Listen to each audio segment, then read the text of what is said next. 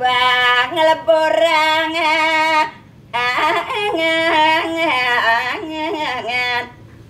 pangalukata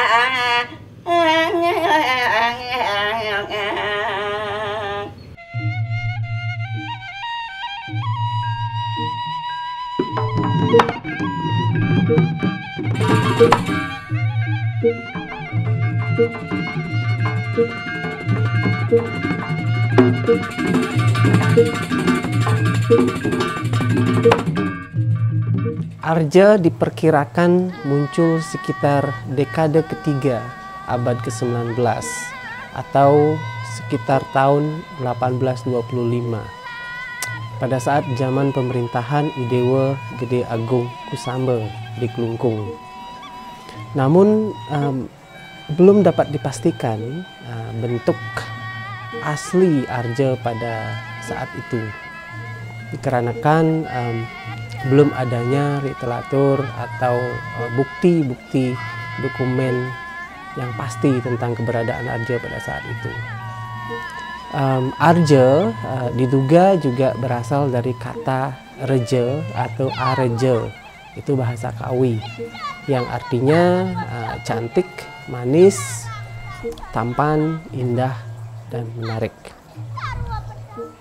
Oleh peneliti asing seperti Walter Spies dan Miguel Covarrubias, Arja sering disamakan dengan bentuk opera di barat atau operatic form.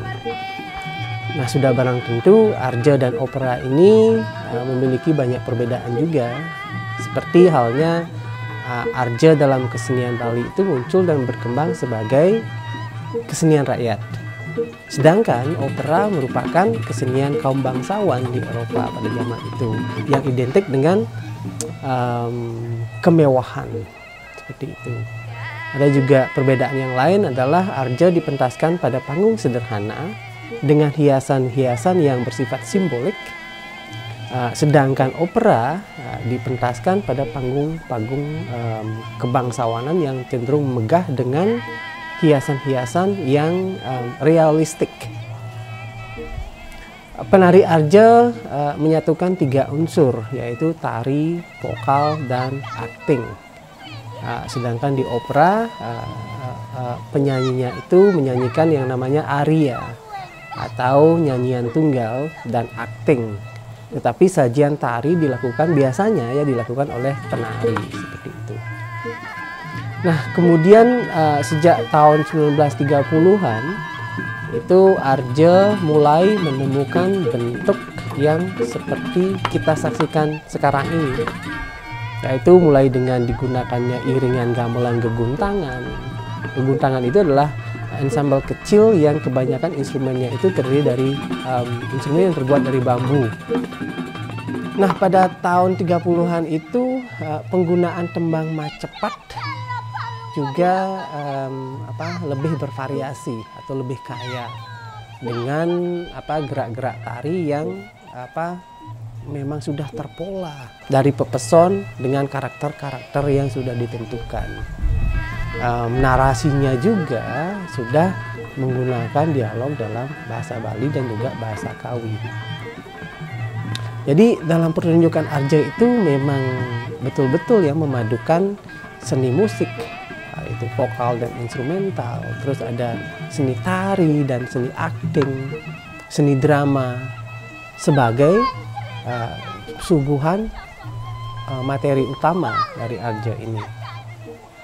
Nah, sumber lakon dari Arja itu biasanya diambil dari cerita Panji atau Malat. Tetapi ada juga yang mengambil cerita-cerita rakyat Bali yang biasanya disajikan dengan kisah romantis, penuh tipu daya, diselingi dengan lelucon-lelucon, dan juga ada tragedi atau perselisihan, mungkin juga menuju peperangan seperti itu. Nah, kalau kita lihat dari struktur pertunjukan Arja itu sendiri, itu ada 3 hal pokok yang mendasari struktur tari Arja itu sendiri, yaitu yang pertama itu adalah pepeson, yang kedua adalah panyerita, terus yang ketiga adalah patemon.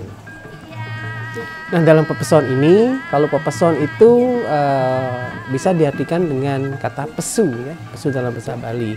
Jadi dapat diartikan sebagai tampilnya peran-peran utama untuk pertama kalinya dalam pentas.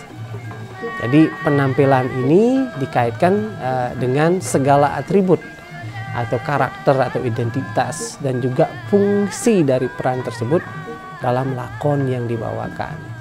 Setiap peran tampil dengan menyanyikan salah satu dari tembang Macepat yang sudah ditentukan. Seperti misalnya kalau Galuh itu menyanyikan Pupuh Adri atau Dandang, seperti itu. Kalau Mantri Manis menggunakan Pupuh Sinom dan lain sebagainya. Nah, sejumlah peran yang tampil sendiri, ya, seperti misalnya Limbur, itu membawakan monolog singkat atau yang disebut kalau istilah Balinya itu penyelangkara, seperti itu. Terus yang kedua, penyerita. Kalau dari katanya itu artinya cerita, gitu. Nah, di bagian ini merupakan bagian yang pada saat peran utama bercerita atau berdialog untuk menggambarkan berbagai hal yang terkait dengan lakon yang dibawakan. Jadi setelah pepeson itu biasanya ada adegan menceritakan. Kalau sendiri ya namanya penyelangkara, kalau misalnya dengan emban atau dengan kalau Galuh dengan condong itu biasanya berdialog, gitu. Berdialog untuk menceritakan atau menceritakan kondisi yang terjadi pada saat itu sesuai dengan lakon yang dibawakan. Terus yang ketiga adalah patemon. Kalau dari segi katanya itu berarti temu, seperti itu. Nah, patemon ini mengandung arti pertemuan. Pertemuan antara dua atau lebih peran utama dalam adegan arja. Nah, melalui pertemuan ini biasanya penonton akan bisa mengetahui alur dramatik atau alur cerita dari lakon yang dibawakan. Bisa saja nanti di pertemuan ini akan ada roman seperti itu, atau perselisihan, ada juga perangan, atau juga memberikan informasi-informasi dalam sesuai dengan pembabakannya. Nah, kalau kita lanjut ke dalam konteks pertunjukan arja itu sendiri, biasanya secara umum ya arja itu dibagi menjadi 4 babak. Babak dalam arja itu biasanya juga disebut dengan pepeson. Jadi 4 babak. Jadi yang pertama itu adalah pepeson Galuh. Dalam pepeson Galuh ini biasanya didahului oleh abdi Galuh, yaitu condong. Gitu. Condong, terus Galuh. Itu setelah itu ada penyerita, setelah itu habislah di babak pertama. Nah, untuk babak kedua biasanya itu ada yang namanya pepeson Limur. Nah, dalam pepeson Limur ini melibatkan Desa Rai dan juga Liku, gitu. Jadi Limur yang keluar terus memanggil emban dari ini putrinya, yaitu Desa Rai. Terus Desa Rai petangkilan atau Liku, seperti itu. Nah, pada babak ketiga itu adalah pepeson Mantri Manis. Nah, kalau di Mantri Manis ini didahului oleh 2 abdi bersaudara di kerajaan, yaitu yang namanya penasar. Kalau di pepeson Mantri Manis itu ada penasar manis dan bicil manis, seperti itu. Nah, di babak yang terakhir itu adalah pepeson Mantri Buduh. Ini sama dengan yang Mantri Manis, jadi didahului oleh 2 abdi bersaudara, yaitu I Punte dan I Kartale, atau penasar dan Kartale. Seperti itu. Nah, di sela-sela pepeson ini, pembabakan ini akan ada adegan pertemuan, seperti yang saya bilang sebelumnya, yang melibatkan 2 atau lebih pemeran utama, yang isi dari pertemuan itu adalah bervariasi. Mulai dari roman, dari perselisihan, sampai dengan peperangan. Nah, seperti itu. Nah, mungkin itu sekilas tentang gambaran tentang arja dari konteks sejarah dan juga dari struktur pertunjukannya. Terima kasih.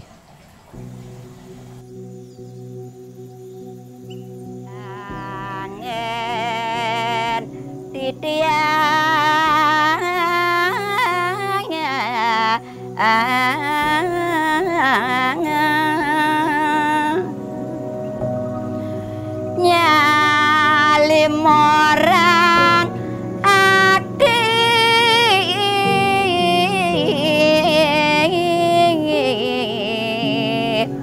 maga kiranya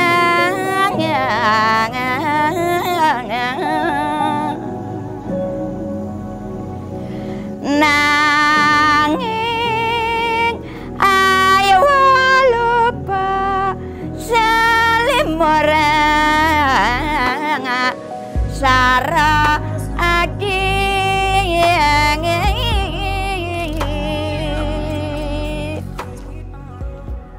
saya mengingat masa lalu waktu saya belajar sama ayah saya almarhum Imade Kredek.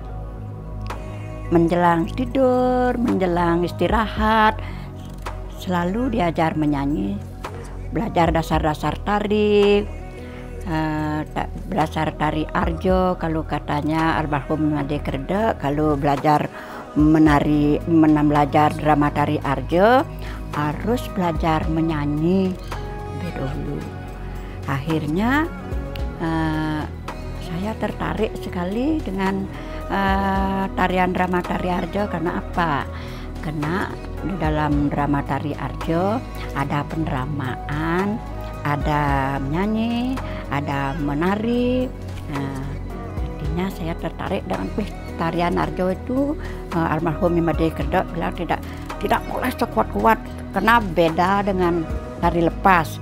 Kalau tari lepas sudah ada diikat dengan penabuh. Kalau penari arjo, penari yang memerintah, penabuh untuk ngangsel, untuk ada angsel nyegut, ada angsel kado, itu selalu penari yang memerintah penabuh, tidak boleh penabuh yang mengatur penari, itu kata almarhum.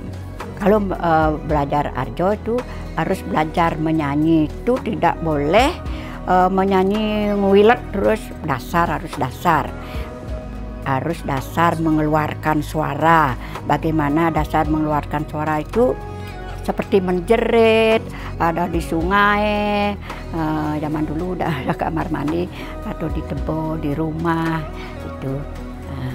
Saya diajar mengeluarkan suara sekeras-kerasnya. Misalnya bilang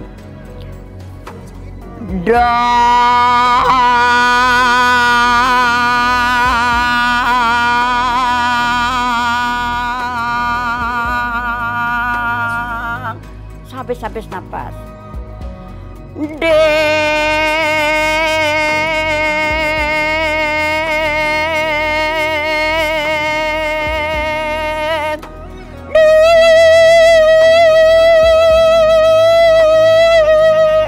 Ya, itu caranya mengeluarkan suara. Terus panjang-panjang napas dan sekuat-kuat sampai suara itu habis serak. Kalau sudah habis suara, belajar berapa setengah jam, bisa menyanyi di sungai atau menjerit, weh,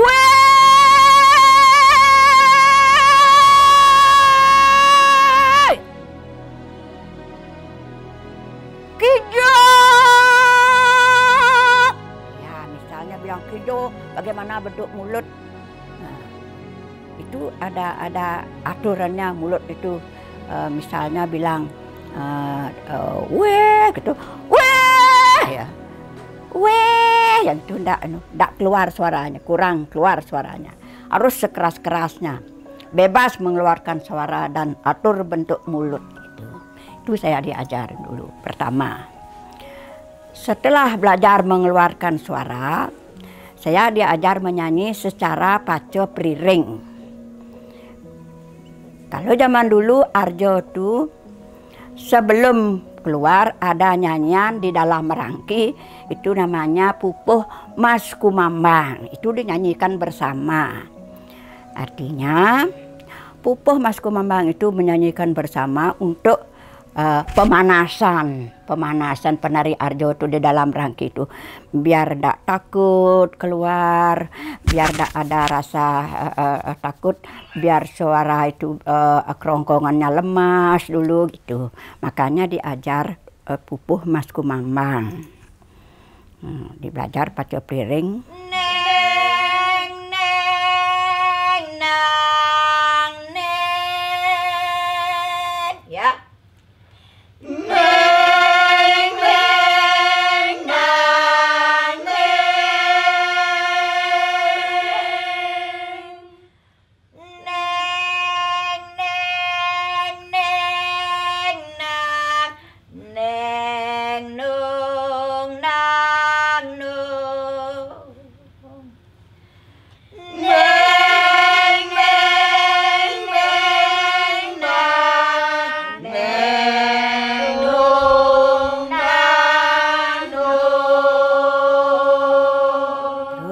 Baru belajar ngewilet sedikit-sedikit. Misalnya Mas Kumambang, Masku, ya itu ada bantuan dari dada, dari dari muka ini ikut tembang ke atas, nah ke turun, nah, ada ilagannya itu sedikit. Ya itu ada getaran suara. Mas gitu kan beda. Mas ya ada getaran dan ada ilagan ini dan ada gerakan badan. Masku mama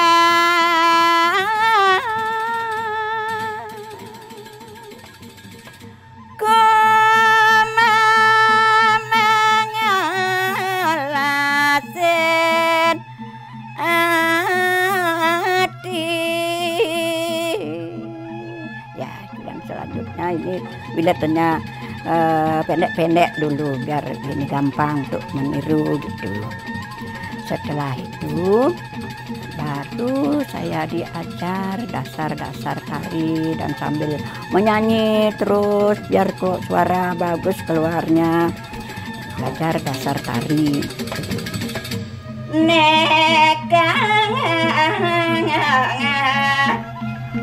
Agak gampang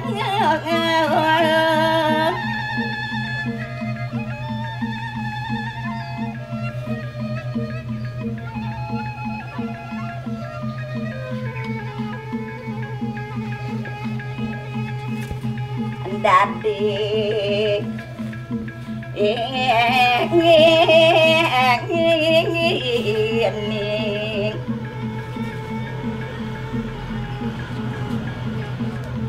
Pangari sudah ngalah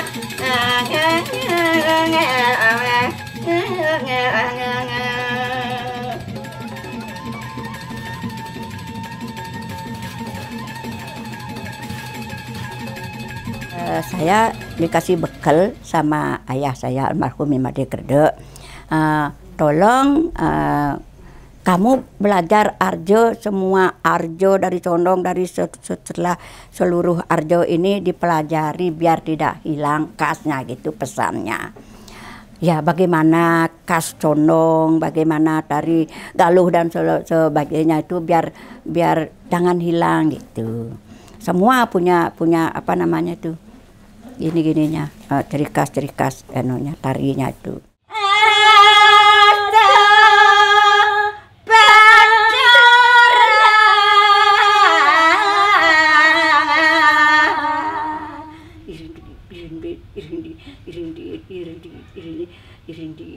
Ya baru keluar setengah, kelihatan mukanya setengah. Sekarang ada kode ngesah dari penari.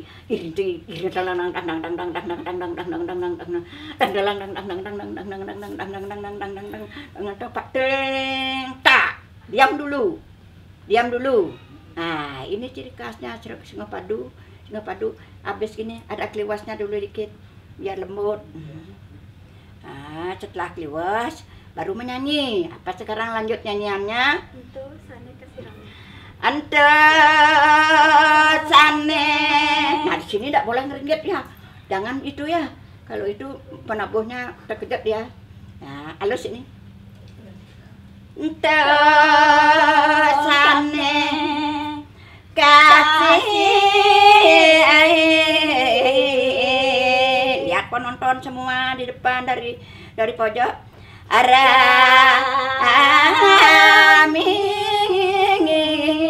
Ya, baunya menari sekarang ileg-ileg.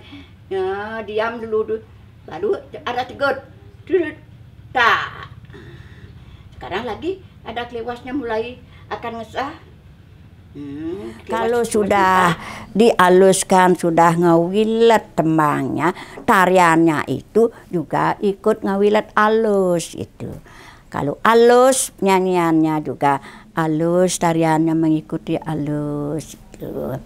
Semua punya gini. Kalau mantri budoh misalnya itu keras, walaupun tarian yang keras, ada juga kliwesnya gitu. Kliwesnya ya agak keras sedikit, limur agak keras sedikit. Semua ada kliwes dan ada ilegan bau.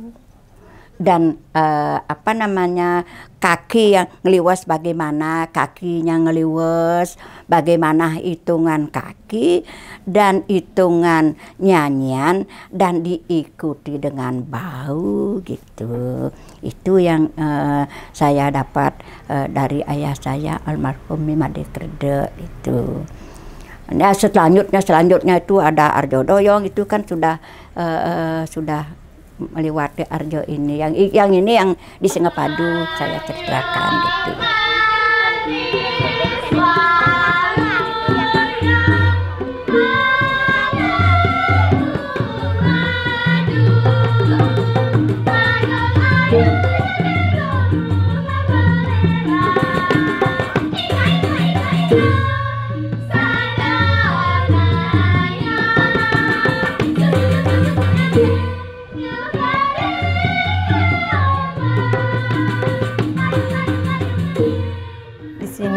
Perlu kita bahas juga masalah penokohan.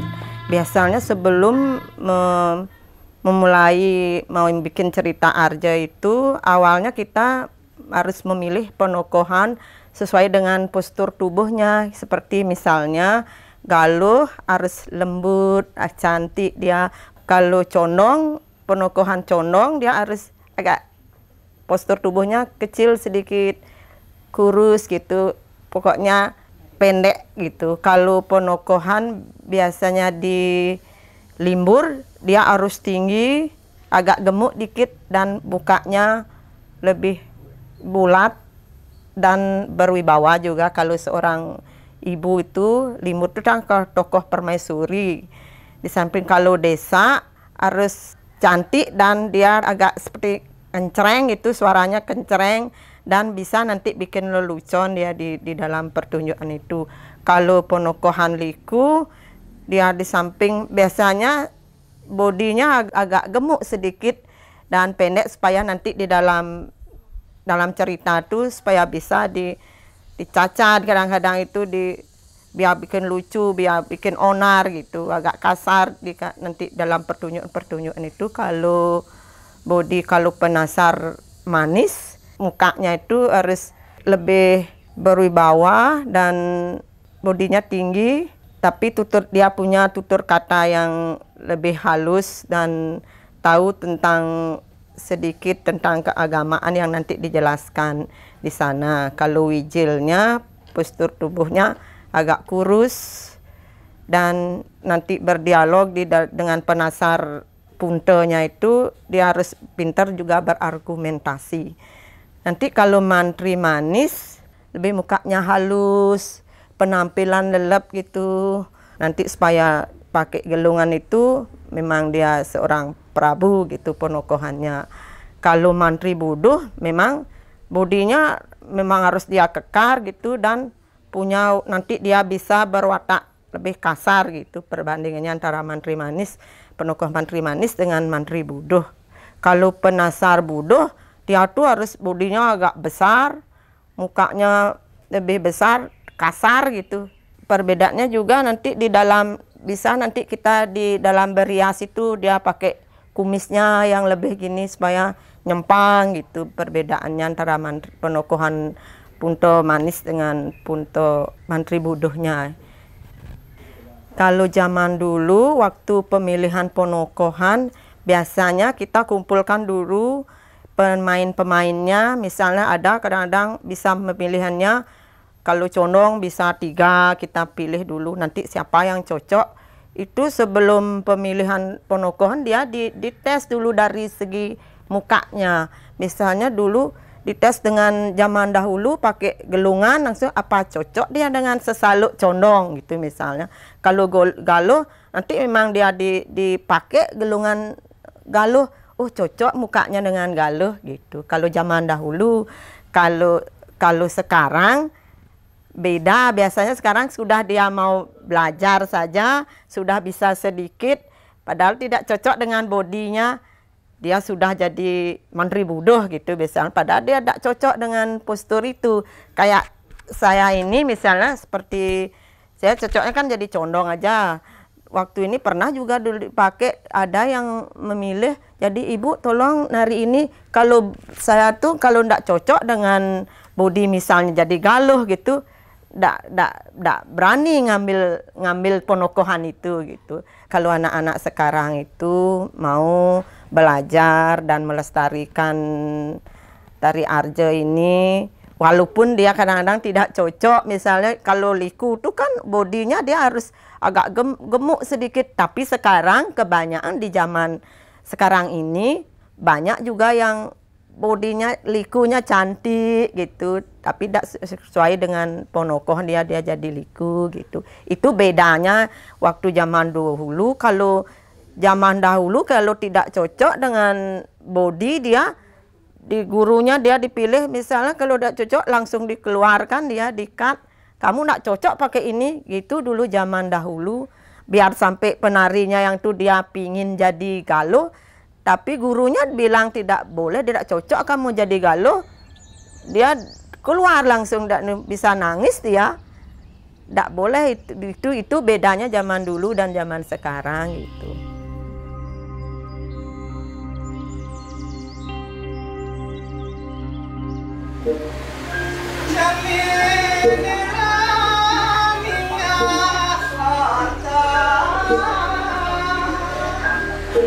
Awal-awal Arjo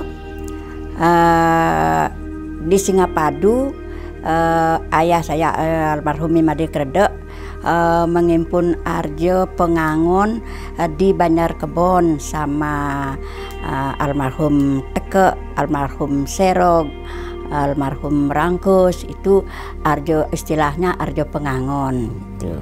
Arjo Pengangon itu ya sambil ngangon sapi, ngarit di sawah, ada batang-batang padi itu dipakai suling, terus membuat nyanyian seperti apa namanya itu, nyanyian nyampa tidurang daja, yang seperti itu, tembangnya yang sederhana. Lalu baru gini apa namanya, meninggal, terus tembang-tembang pupuh, ginado, sinom, itu sambil duduk, tidak menari, itu duduk sambil duduk. Terus menarinya juga ya coba-coba buat tariannya bagaimana cocok, tarian condong, tarian galuh. Itu sambil duduk dia cerita-cerita, saling mengeluarkan gini pendapat itu. Akhirnya terbentuk Arjo Pengangon. Setelah itu almarhum Imade Kredek membuat Arjo laki-laki itu, Arjo laki-laki, condong, galuh semua laki-laki itu. Akhirnya apa namanya, bergabung dari Banjar Mukti, dari Banjar Kebon, dari Banjar Sungwan, lingkup Singapadu ini ada Arjo laki-laki. Judulnya Pak, waktu itu dibilang judul Sipto Kelangen. Sipto Kelangan itu yang ada mantri manisnya yang ngangon bebek itu jadi parekan sama putri, tapi Prabu Jenggalo yang menjadi parekan di tempatnya di kerajaan Daho gitu. Itu awalnya. Setelah itu bagaimana kalau laki-laki aja menjadi Arjo tidak tertarik penontonnya? Bagaimana kalau membuat Arjo kalau perannya perempuan ya perempuan, kalau laki-laki ya laki-laki. Almarhum Imade Kredek bilang, kenapa dulu tidak Arjo perempuan itu, kena perempuan yang dulu itu pingit di keluar malam tidak boleh gitu di gini. Makanya setelah Arjo laki-laki itu membuat Arjo perempuan, diizinkan sama ayahnya sama ibunya menjadi Arjo gitu. Akhirnya terbentuk Arjo di Singapadu. Arjo gabung itu ada Arjo laki-laki dan perempuan itu. Waktu itu katanya lakonnya pakai lakon Bando Suro gitu, Bando Suro. Nah setelah itu almarhum Imade Kredek dan Cokordo Rakotublen yang ayahnya Pak Tok Tisnu itu juga penari Arjo, terus bergabung membuat Arjo, teknik-teknik dari tari Arjo. Kalau teknik-teknik dari menyanyi Arjo itu Pak Imade Kredek yang selalu menjadi pemula untuk mengajar Arjo itu. Setelah bisa menyanyi dianu sama Cok Rakotublen, dihalus-halus gitu, diperbaiki gitu. Akhirnya setiap banjar di Singapadu ada Arjo gitu. Setiap banjar ada punya gelongan. Di Banjarmukti sampai sekarang masih gelongannya, masih gini. Di Banjar Kebon juga punya gelongan. Sampai di Negari Arjo almarhum Meribu itu yang gini punya Arjo Sebonan gitu. Condongnya masih sekarang masih hidup, Bu Rabik juga. Kalau di sini Arjonya yang tua-tua itu sudah ada, belum, sudah semua meninggal gitu. Akhirnya menurun terus berdiri Arjonya yang di Banjarmukti ini yang paling kuat. Paling kuat yang Pak Kredek almarhum membuat Arjo Salio. Arjo Salio sampai terkenal, sampai ke seluruh Bali terkenal menarinya gitu. Ya termasuk saya yang menjadi nekulonya gitu. Kalau penari Salio ini masih ada, Salionya masih ada, Uijilnya Pak Prof Bandem kakak saya sendiri itu yang jadi Kartalonya masih ingat itu dengan nyanyian dengan semua. Itu yang Arjo di Singapadu. 1, 2, 3, 5, 6, 7, debur. Dalam perkembangannya tari Arjo mengalami puncak kejayaannya itu sekitar tahun 60-an, 70-an, mungkin sampai awal tahun 80-an ya.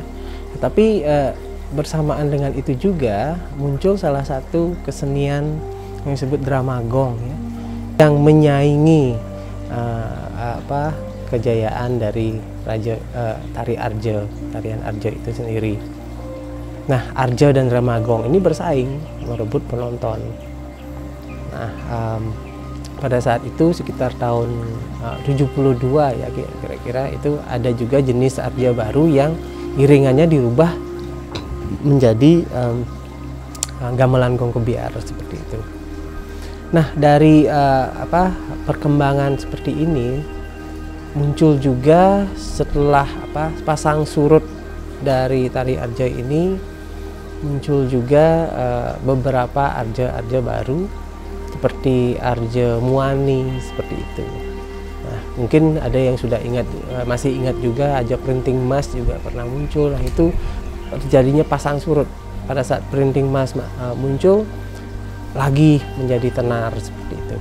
Nah, sebenarnya apa yang bisa kita ambil dari pasang surutnya Arjo, pertunjukan Arjo dari awal munculnya sampai sekarang?